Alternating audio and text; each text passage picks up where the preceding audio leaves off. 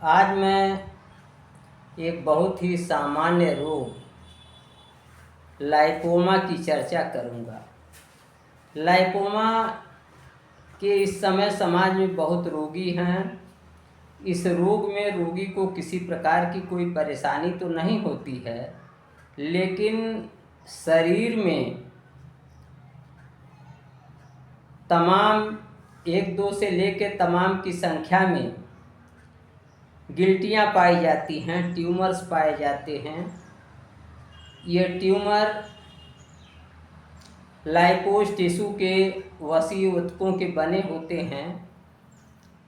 इनमें किसी प्रकार का दर्द नहीं होता है, लेकिन कभी कभी जब ये नर्व के ऊपर पाए जाते हैं और दबाव डालते हैं या जोड़ों पर में पाए जाते हैं और वहाँ दबाव डालते हैं तो इनमें दर्द और परेशानी हो सकती है। ये लाइपोमा जो है एक तरीके का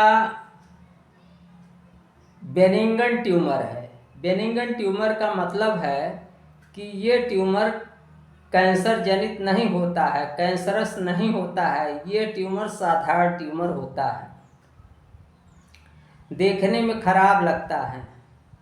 हमारे पास रोगी आते हैं और कहते हैं कि हम एलोपैथी में गए थे, इसकी जांच करवाए थे, दिखाए थे, डॉक्टर ने बताया इससे आपको कोई परेशानी नहीं है और इसका कोई इलाज भी नहीं है, और मान लीजिए बहुत परेशानी करेगा तो आइएगा निकाल देंगे।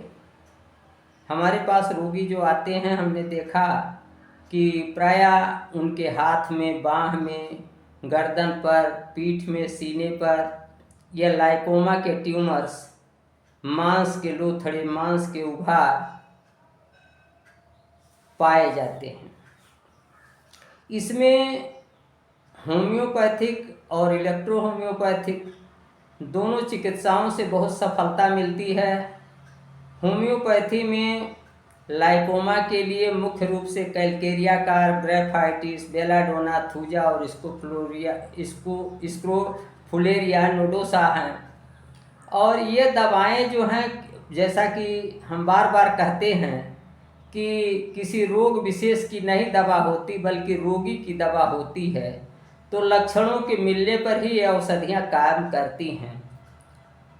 कैलकेरिया कार्प का रोगी जो है वो मोटा होता है, पेट और सिर उसका बड़ा होता है, हाथ पैर उसके पतले होते हैं और वो ठंडी प्रकृति का होता है। ठंडी प्रकृति का मतलब ये है, कैसे आप जानेंगे कि कोई रोगी ठंडी प्रकृति का है? मान लीजिए कोई लाइपोमा का रोगी आपके पास आ जाए तो आप कैसे जानेंगे कि ये ठंडी प्रकृति का है? तो इसके लिए आपको उससे जानना पड़ेगा कि ठंडी प्रकृति का जो रोगी होगा वो गर्म वातावरण में रहना चाहेगा, गर्म खाना खाना चाहेगा, गर्म पानी पीना चाहेगा।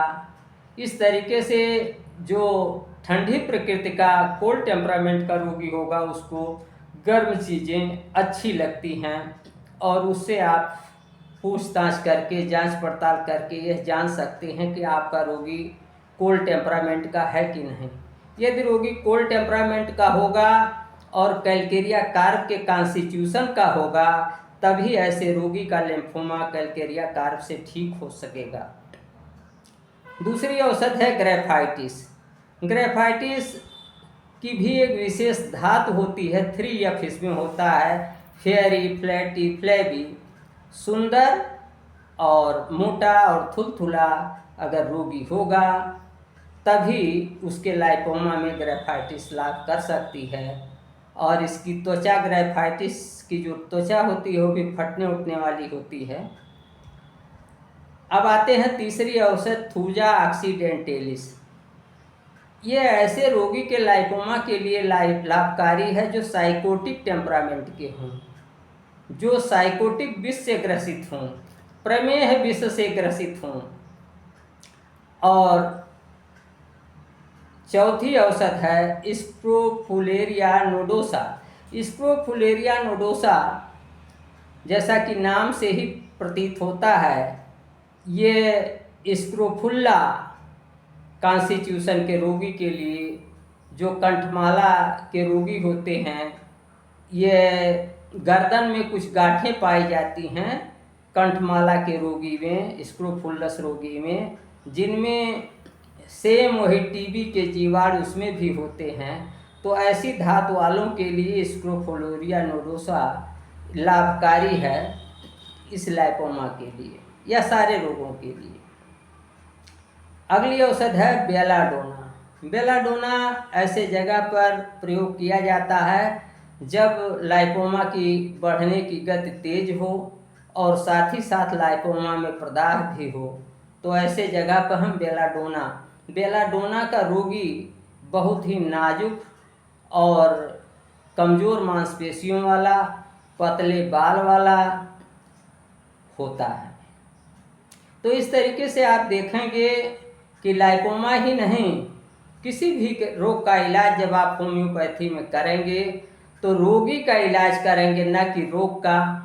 और लक्षणों के अनुसार रोगी के कॉन्स्टिट्यूशन को देखते हुए, उसकी टेम्परामेंट को देखते हुए औषधि का चुनाव करेंगे तो निश्चित रूप से आपको सफलता मिलेगी।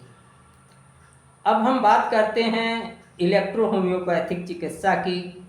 इलेक्ट्रो होम्योपैथिक विधा में लाइपोमा की चिकित्सा बहुत ही सरल है और इसमें मैं प्रायः अपने रोगियों को C1 और लिम्फोन, कैंसरोसो नंबर 1, लिम्फेटिको नंबर 1 देता हूँ और इससे प्रायः सभी रोगी ठीक होते हैं। रोग के ठीक होने में, लाइपोमा के ठीक होने में 1 से लेकर 6-7 महीने तक समय लगते हैं और इसके लिए मैं लिम्फ-1 की 10 गोली और C1 की 10 गोली सुबह, दोपहर, शाम मरीज को देता हूँ और सभी मामलों में मुझे लिम्फोमा के सभी मामलों में सफलता मिली है आज तक और हमारे पास इसके बहुत रोगी आए हैं। कल हम किसी अन्य विषय पर चर्चा करेंगे और तब तक के लिए मुझे इजाज़त दें। नमस्कार, मैं डॉक्टर प्रेम नारायण।